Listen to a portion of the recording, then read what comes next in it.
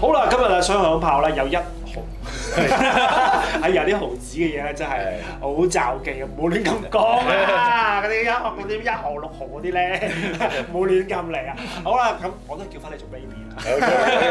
但係咧，我另一個尷尬就係咧。即係你有冇試過？喂 ，baby 呢邊啊？有太多啦，真嘅就係咁樣啊！成功令到大家對呢個 baby 呢個名冇晒任何嘅幻想。過嚟呢邊，跟住你噏咗之後就啲人就會望啊呢邊有位。冇錯。好啊，啲講笑嘅嘢就講到呢度先。咁啊，1毫 baby，咁咧近排有啲新嘅計劃同埋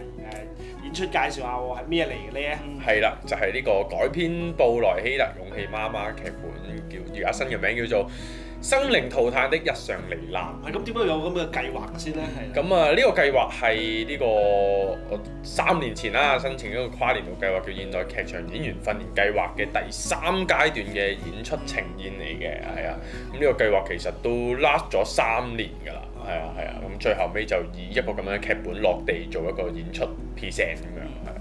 係啊。咁第1、2個階段又做啲乜嘢？第一即係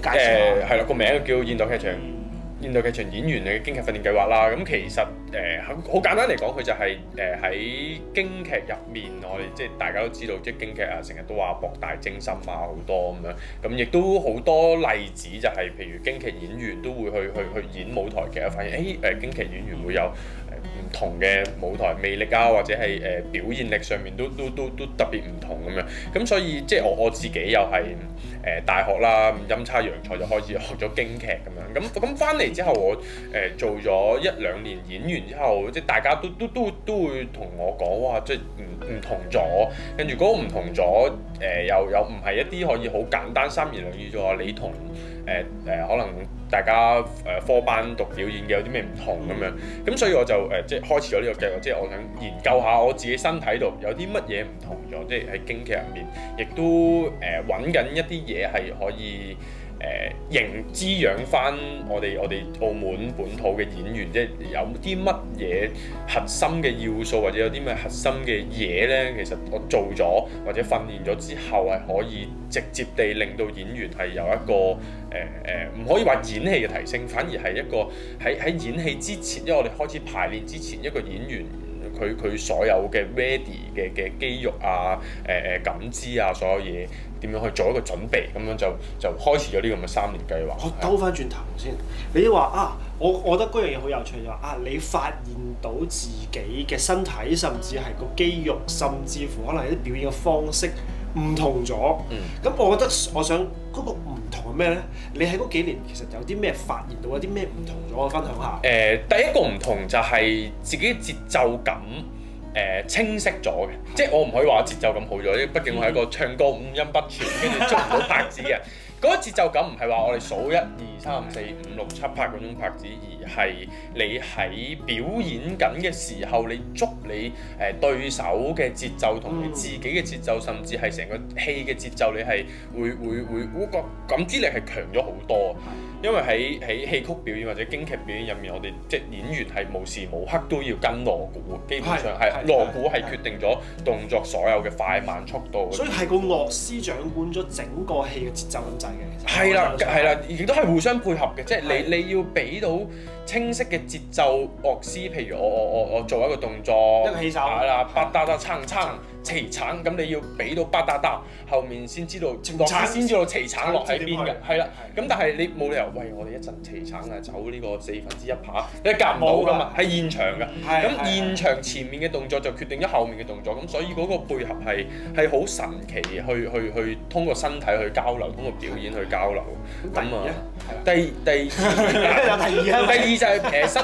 體嘅控制力啦，即係佢有好多動作啦，因為其實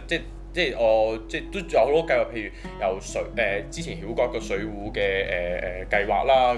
咁就可以 train 京劇啊，幫大家咁發現其實門檻好高啊，咁但係大家跨過咗呢個門檻，佢就好似即係運動員跑馬拉松咁樣。你今日你可以係你跑到40幾公里，你突然間過咗啦，叫你跑5公里嘅強度，簡直濕碎啊！簡直係啦。咁所以即係佢令到我身體有更加闊嘅可能性，我可以做到咁多嘢。咁我我某程度係降維，我去到譬如可能係一個話劇片佢需要嘅體能或者身體嘅協調或者點樣，佢係低好多。咁我做到嘅時候，佢就會令到呢啲嘢係可以喺游刃自如之內，係啦，我可以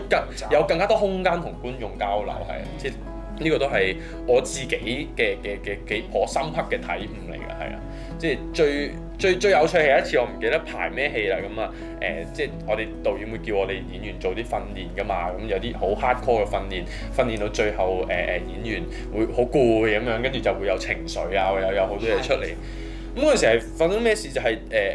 訓練到大家即係其他演員扯到乾晒，唔得，好攰，跟住我就唔掂咯咩？冇理由嘅，繼續啊！即係即係你又發現哦，原來我個身體可以 support 到，我可以唔需要仰賴一啲技巧，佢已經 ready 咗啦，咁樣係啊，咁有呢個好有趣咗，我就開始咗呢個計劃，係啊。咁第三階段之後仲有冇？定係已經係？我就會嗱，我都講下即係個3階段啦。其實即係第一階段就招募咗一大班人去一齊學京劇，我哋喺呢個武漢京劇院同埋國家京劇院都請咗啲老師過嚟，咁純粹學京劇。咁純粹學京劇之後咧，就集中咗一班比較即係真係想研究身體啊或者表演嘅人啦，咁就持續地由京劇入面發展咗一系列嘅練習。佢有啲似其實係鈴木忠志咁樣，即係鈴木忠志有能劇，跟住之後學完能劇，佢喺能劇度揾咗一啲動作元素，而呢啲動作元素佢覺得係可以直接 support 到東亞嘅演員，或者係日本文化或者喺呢個文化底蘊下嘅演員。咁我都有一套咁樣嘅訓練喺第2階段度 work 咗出嚟。咁成個訓練如果要 full gear 咁做，大概係1個半鐘做完，咁就成個人就攤喺度咁就由身體嘅節奏感啦，身體嘅控制力啦，跟住空間嘅流動啦，意識嘅察覺啦，再到表演力嘅投射啦，咁佢由一開始全部都用京劇揾出嚟嘅一啲動作元素，佢唔可以話係京劇，其實去到最後尾演員唔冇學識到京劇㗎，即係做呢個訓練佢唔係話要我學京劇，所以我有一堆京劇嘅動作，佢係呢啲京劇動作只係 for 訓練演員，佢好似做 gym 咁樣訓練咗演員本身演戲該要用到嘅肌肉，無論係核心肌群啊，無論係眼啊、身體啊、協調啊咁樣，令到演員喺開始排練之前，佢已經 ready 好啦。咁佢身體 ready 咗，咁譬如我今日係比較形式化少少嘅表演，或者係話劇少少嘅表演，或者係唔同嘅表演，佢都可以有一個好好嘅基礎去開始創作，係咁到第3段就係都揾咗一批演員，而呢批演員有啲咧係有一齊去揾呢個訓練，有一啲咧其實冇接觸過任何京劇，咁大家都去一齊去用呢套類似每次我哋都做 warm up 咁樣去 adapt 呢個身體文化，然之後再去進入排練，咁就睇下實戰起上嚟嘅時候係咪真係有佢相應嘅效果。會唔會有難度咧？因為其實有啲演員可能已經跟咗你一兩個階段咁行到呢度，咁你去到第3階段就招募咗一啲新嘅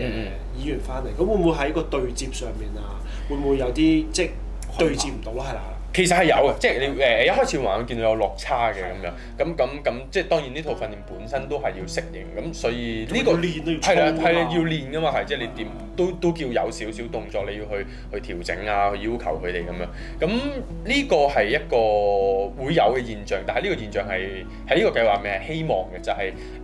時間會唔會決定到演員 output 出嚟嘅效果咧咁啊？即係訓練咗3年，跟咗3年，同埋淨係因為今次演出而聚埋一齊咁樣，係啊。咁點解揀勇氣媽媽咧？勇氣媽媽其實就係即係佢有好多歷史淵源嘅，即係 Beatrice 布萊希特喺佢成為第3大表演體系之前，仲係德國流亡緊嘅時候，佢就去咗蘇聯睇呢個梅蘭芳演出啦。咁睇完梅蘭芳演出，佢就更加確定咗佢要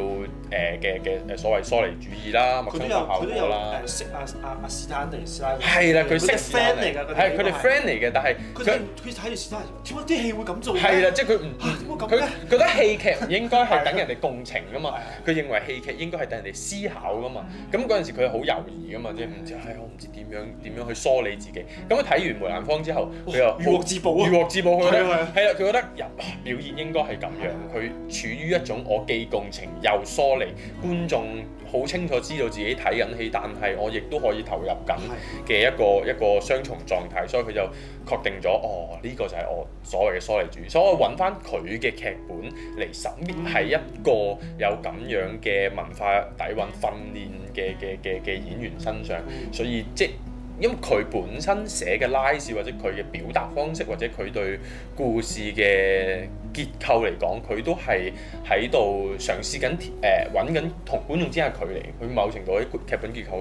唔完全要你共情咁樣，咁所以喺身體性同埋喺文本結構之後嘅考量，就揾咗呢個劇本去嘗試做一個 piece 咁樣。通常我哋都會講呢種敘事模式係大敘事啦，佢係一個戰亂裡面發生一啲嘢嚟㗎嘛，咁又講個媽對佢幾個仔之間嘅一啲關係，點樣為求生存去要賣自己啲仔啦，咁樣嘅一個方，咁喺可能喺現代嘅劇場嚟講，可能甚至電影咧都未必會睇得到你咁樣嘅主題，即係點都會有個就係呢個就係一個距離感啦，就係咁樣咯，係啊。咁仲有啲咩可以同我哋分享下關於呢個生靈塗炭的日常嚟啦？係啦，咁今次其實我自己無論即係除咗係個計劃嘅演員嘅一個實戰之外啦，我自己其實都試咗好多嘢嘅，係啦，咁 keep 住喺劇場度試嘢係我一向嘅習慣嚟嘅咁。好試係啦，佢我試咗好多碎片化嘅處理嘅，即係因為本身其實嗰件事都因為布萊希特嘅史詩劇場就其實係已經係好 focus 喺成個街構劇嘅結構。佢一個 episode 啊，我哋叫做啦，即係佢可能呢個章咧就講緊呢個人物，呢個章咧就講呢個人物，呢個章就講呢個人物嘅。係啦，嗰啲 business 可以其實某程度你唔係好 feel 到佢串埋一齊嘅，佢都可以一節一節咁樣。咁我就喺佢本身嘅上面更加碎片化咗處理。咁首先將成個劇本嘅大敘事梳理成為阿媽同埋佢3個仔女之間嘅連結，即就拎走晒所有其他嘅角色。然之後喺碎片化嘅外面就加咗一個唔係好清晰嘅，因為佢本身原本劇本係講1620幾年嘅30年宗教戰爭，佢嘅背景。咁我拎走晒所有背景嘅，咁所以成個氛圍就係得戰爭。咁喺戰爭底下再往下挖掘嘅就係人嘅選擇同埋人嘅處理。咁呢個碎片化就令到好似個效果就好似放大嘅咁，放大咗每一刻嘅選擇係啦。咁點解改呢個名就係即係其實最後尾好 focus 喺每個人把口度嘅，我哋用咗即時投影啦、live feed 啦咁樣去打破一個更加大嘅空間，或者將其他一啲比較非現實嘅元素再放大佢去擺出嚟，咁樣去令到個戲除咗故事本身，除咗戰爭嘅表達，亦都可以放大投射到我哋當下嘅一啲社會現象。有啲咩演員參與啊？今次因為得你一個上嚟啫。係啦，今次有演員。今次都係比較新嘅演員，可能即係大家都唔係熟面口，譬如有 Hilda 啦，啱啱佢第12夜嘅女主角、男主角啦，又係咁樣，係啦，跟住Berger 黃思林啦，佢跟咗呢個計劃已經3年㗎啦，係啦，咁。跟住仲有呢個新加坡畢業翻嚟 ITI 嘅小傑啦，係啦。另外仲有就係一個劇場已經即打滾咗好多年嘅 Carol，係啦，即係好多佢哋有接觸咁樣，所以今次揾嘅都係可能會比較新面口，而呢個新面口其實係會令件事更加有趣嘅，因為大家之間嘅碰撞佢唔係好清楚睇到邊個係主角或者邊個係乜嘢，而角色之間嘅處理亦都冇話好清晰呢個係咩角色咁去做。可以換咯，你嗰場你做阿媽，你嗰場我做阿媽，嗰場佢做阿女，一定係咁樣玩啦。係。唔揭咗你，所以爆咗你。唔緊要，佢揭咗都應該有驚喜嘅。OK， 係啊。呢個演出就喺5月嘅10號、11號夜晚8點咁喺曉覺實驗室嘅夜晚演出咁啊。嗰句啦，澳門嘅劇場咧非常之需要你哋啊去支持啊！如果唔係咧，佢哋真係全部揸兜㗎啦，係啊！咁咧我哋咧亞洲共同體咧，其實咧就已經咧有晒所有嘅Facebook 啦、IG 啦同埋 YouTube channel 嘅，希望大家 subscribe 我哋，俾個心我哋，同埋買飛睇佢嘅戲。生靈塗炭的日常嚟臨，好，我哋下一次再同大家見面，拜拜。